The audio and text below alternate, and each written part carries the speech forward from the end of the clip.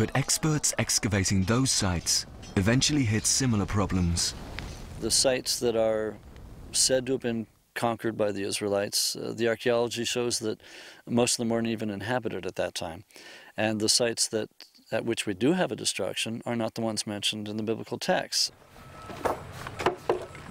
The archaeological record, it seems, no longer supports Joshua's story.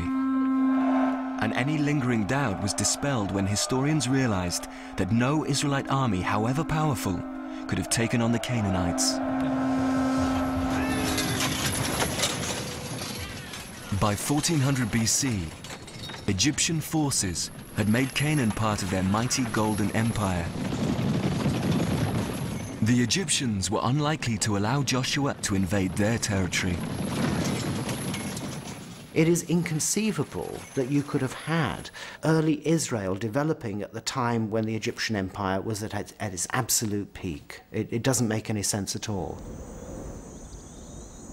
In fact, almost all evidence unearthed since the 1950s has revealed a dramatic discrepancy between history and the Bible.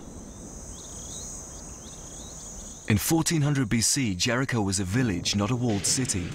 There are no clear signs of Joshua's battles elsewhere, and Canaan was an Egyptian colony. Historically and archaeologically, there's almost no evidence for a destruction, and certainly not in the 15th century when biblical chronology would require it to be placed. I think it's safe to say that almost no mainstream archaeologist or biblical scholar today takes the story in Joshua of the fall of Jericho literally. Joshua's miraculous battle, it seems, is a myth after all. But that raises a new and explosive question. If Israelites didn't invade Canaan, then how did they get there? To answer this fundamental question, we need a benchmark. The earliest firm date by which we're certain Israelites were living in Canaan. Only then can we piece together what really happened. That benchmark is provided by an intriguing discovery made in Egypt. This is the Merneptah Stele, the record of an Egyptian military campaign in Canaan, led by Merneptah, the son of the pharaoh Ramesses II. The Merneptah Stele, otherwise known as the Israel Stele, is the first mention of Israel outside the Bible. It dates, now we think, to about 1207 BC. So if the Israelites were living in Canaan by 1207 BC, then Joshua's conquest, if there was one, must have begun sometime before. The question is when. We've seen no evidence of a conquest back at 1400 BC, the traditional date. However, there are some tantalizing clues 150 years after. If you move down a century and a half or so, you reach a very good point in history in which it is much more feasible, and the archaeological evidence may support it to a larger extent. Archaeological evidence from around 1250 BC is striking. It reveals a Canaanite world that did indeed collapse, often in destruction and fire. At first, the finds supported the idea that Joshua's conquest of Canaan did take place as the story records, only at a different date. But those hopes were soon dashed when further excavations across the rest of the Eastern Mediterranean revealed something completely unexpected. Whatever destroyed Canaanite society also struck every other civilization in the region. Something else, something altogether more dramatic was going on.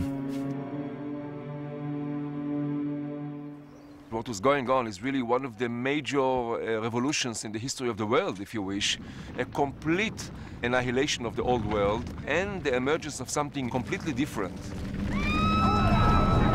The cause of this catastrophe is a mystery. But a controversial new idea explaining it may also reveal how the conquest of Canaan really took place. The theory involves destruction, not inflicted by one military general, but by Mother Nature. Coincidentally, the idea involves earthquakes.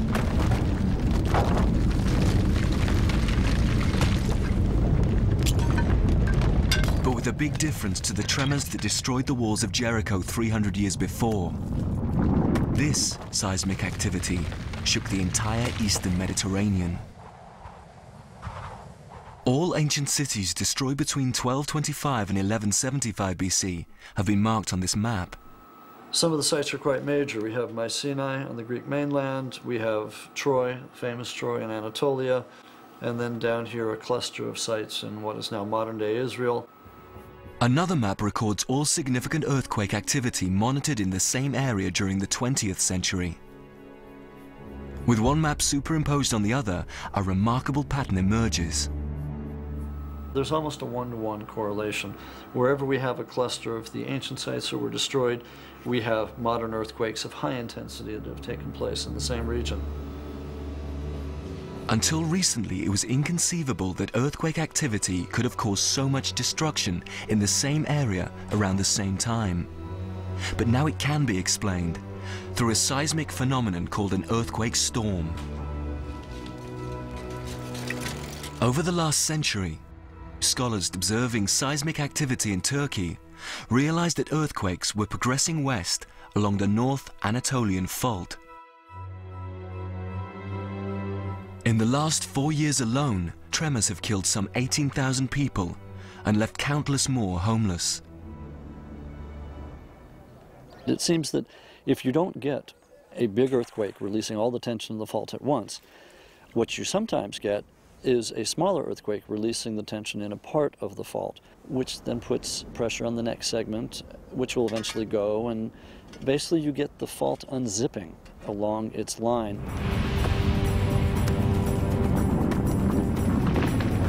Klein suggests that 3,000 years ago, an earthquake storm migrated across the faults that not only run up the Jordan Valley, but fracture the entire eastern Mediterranean, with catastrophic consequences. I think trade routes would have been cut. Eventually you're going to get an internal rebellion as people get hungry, and you will wind up with a systems collapse in which everything fails. And it's the catastrophic collapse of the old world order, including Canaanite civilization, that could explain how early Israelites settled in Canaan. Not by conquest, but through simple opportunism. It was a time when new groups could appear, could establish themselves. And the Israelites, these people we call Israelites or proto-Israelites, took advantage, I think, of this upheaval to insinuate themselves into areas previously not densely settled. This is a far cry from the biblical account. But if Joshua and the Israelites did enter the Promised Land this way, by infiltration rather than conquest, then telltale signs of a new and distinctive people should begin to appear in the archaeological record. At first, there was no such evidence. Then, during the 1980s, archaeologists excavating the highlands of Israel and the West Bank began to find what they were looking for. The remains of hundreds of small farming communities, quite unlike the Canaanite buildings that had gone before.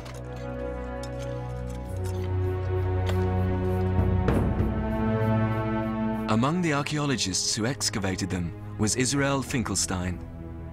He took us to the village of Izbet Zata, 5 miles northeast of Tel Aviv, a small site he first excavated 25 years ago. The site is now badly overgrown, but it is still possible to make out some of the buildings. In particular, the outline of a new type of dwelling, a 4-room farmhouse, distinctly different from Canaanite architecture. The building itself is over here with the central courtyard right in the middle and the 2 aisles on the sides. And the building was surrounded by silos for storing grain. And then there were more buildings on the outskirts. Evidence supporting the idea that the new people who lived here were Israelites, not Canaanites, was in their diet. During the period archaeologists call Iron Age 1, there were no traces of bones from one animal common in Canaan, but banned in the Hebrew Bible.